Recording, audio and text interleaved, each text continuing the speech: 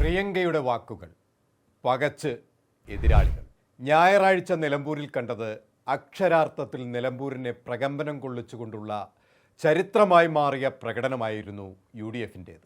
അൻവർ അവസാന നിമിഷം തൻ്റെ ഭാഗധേയം ഉറപ്പിക്കാൻ നിലമ്പൂരിൽ വൻ സന്നാഹങ്ങളോടെ യൂസഫ് പത്താനെ രംഗത്തിറക്കി റോഡ് ഷോയുമായി ഇറങ്ങി അൻവർ പിണറായി വിജയനെ മാത്രം ലക്ഷ്യം വഹിച്ച് മുന്നേറുകയായി.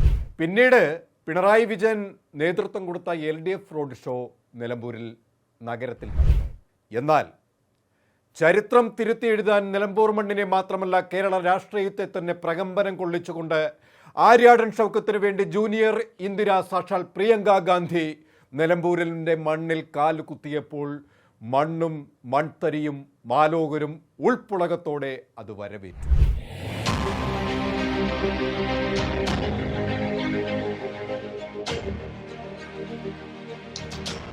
വയനാട് ലോക്സഭാ മണ്ഡലം MP എന്നതിലുപരി സ്വന്തം സഹോദരന് എന്നതുപോലെ ആര്യാടൻ ഷൗക്കത്തിന് വേണ്ടി അവർ കൊടും മഴയത്തും നിലമ്പൂരിലെത്തുകയായിരുന്നു.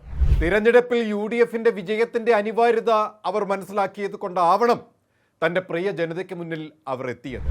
താൻ MP ആയ ലോക്സഭാ മണ്ഡലത്തിൽ ഉൾപ്പെടുന്ന നിയമസഭാ മണ്ഡലമായ നിലമ്പൂരിൽ UDF-ൻ്റെ MLA ആയ ആര്യാടൻ ഷൗക്കത്ത് കൂടി വന്നാൽ അത് ഈ നാടിന് മുതൽക്കൂട്ടാകുമെന്ന് അവർ ജനങ്ങളോട് പറഞ്ഞു.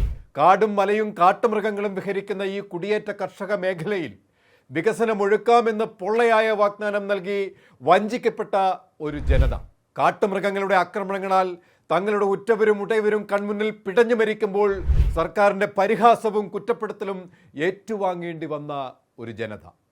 ഒരു സർക്കാരിൻ്റെ 9 വർഷത്തെ ഭരണം കൊണ്ട് ദുരിതക്കയത്തിൽ പെട്ടുപോയ ഒരു ജനത.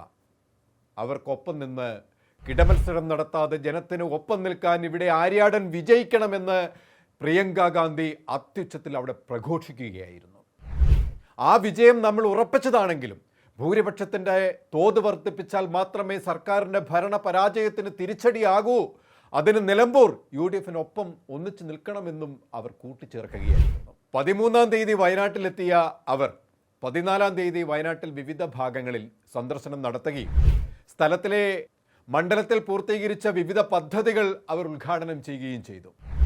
മുന്നേ തയ്യാറാക്കിയ ഷെഡ്യൂൾ പ്രകാരം 15-ാം തീയതി ആന ചവിട്ടി മരണപ്പെട്ട ഗഫൂറിൻ്റെ വീട്ടിൽ സന്ദർശിച്ചു. തുടർന്ന് തുറന്ന വാഹനത്തിൽ നിലമ്പൂർ ജനതയെ നേരിൽ കണ്ടുകൊണ്ട് ചന്തക്കുന്നിലും മൂത്തേടത്തും ജനത്തിനെ അഭിസംബോധന ചെയ്ത് സംസാരിച്ചു.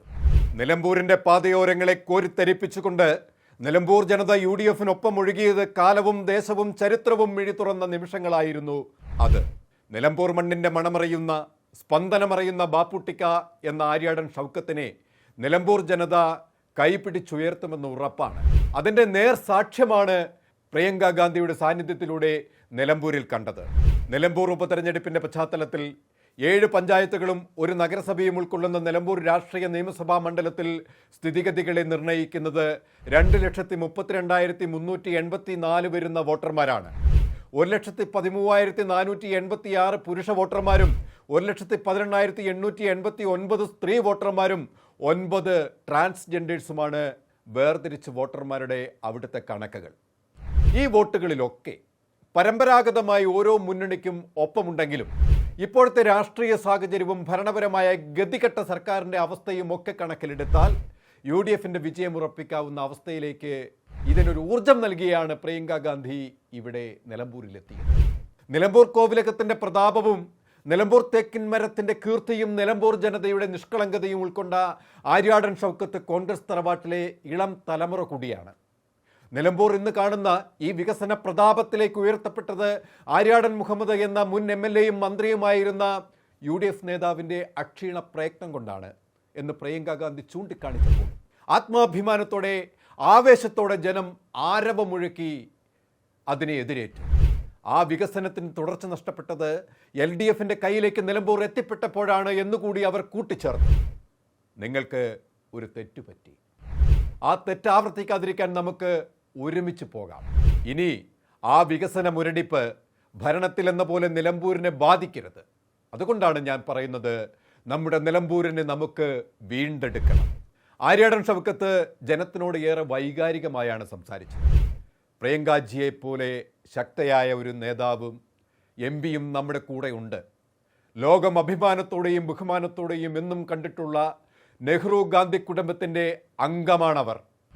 അവരുടെ സാന്നിധ്യമാണ് നമ്മുടെ ശക്തി എന്ന ആര്യാടൻ ഷൗക്കത്തിൻ്റെ വാക്കുകൾ നിറഞ്ഞ കരഘോഷത്തോടെ അപാലമൃദ്ധ ജനങ്ങളും ഏറ്റുവാങ്ങുന്ന ചരിത്ര നിമിഷങ്ങൾക്കായിരുന്നു നിലമ്പൂർ സാക്ഷ്യം വഹിച്ചത്. നിങ്ങളുടെ തന്നെ ഭാഗമാണ് ഞാൻ. ഊണിലും ഉറക്കത്തിലും ഞാൻ എൻ്റെ നാടിൻ്റെ ഒപ്പമുണ്ട്. പാതിരാത്രിയിലും പെരുമഴയത്തും ഞാൻ നിങ്ങളുടെ ഭാഗമായി നിങ്ങളുടെ മുന്നേ ഞാനുണ്ട്. നിങ്ങളെ യാഥാർത്ഥ്യമറിഞ്ഞ് വോട്ട് ചെയ്യണമെന്നാണ് ഞാൻ പറഞ്ഞു വരുന്നത്. ഒരു സ്ഥാനാർത്ഥിയായിട്ട് വോട്ട് ചോദിക്കുക ആയിരുന്നില്ല ഷൗക്കത്ത് അവിടെ. നിലമ്പൂർ ജനതയുടെ ആവശ്യകത അറിഞ്ഞ് അവരെ ഉദ്ബോധിപ്പിക്കുകയായിരുന്നു. ഇപ്പോഴത്തെ സ്ഥിതി വെച്ച് നിലമ്പൂരിനെ ഒന്ന് വിശകലനം ചെയ്ത് പരിശോധിച്ചാൽ കഴിഞ്ഞ 9 വർഷക്കാലത്തെ സർക്കാരിൻ്റെ പ്രവർത്തനത്തെക്കുറിച്ചുള്ള ഒരു ജനഹിത പരിശോധന ആയിരിക്കുമെന്ന് വേണം ഈ തെരഞ്ഞെടുപ്പിനെ നമുക്ക് കാണാൻ.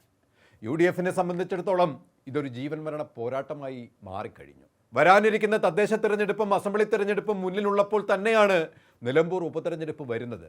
കടുത്ത അരക്ഷിതാവസ്ഥയിൽ കേരള ജനത നട്ടം തിരിയുന്ന ഈ അവസ്ഥയിൽ അത് തുറന്നു കാട്ടാനും അതുവഴി UDFന് അനുകൂലമായ ഒരു ഐക്യ ജനാധിപത്യ മുന്നണി തരംഗം കേരളത്തിൽ സൃഷ്ടിക്കാനും കഴിയുന്ന ഒരു വഴിയായാണ് പ്രിയങ്ക ഗാന്ധിയുടെ നിലമ്പൂർ സന്ദർശനത്തെ കാണേണ്ടത്.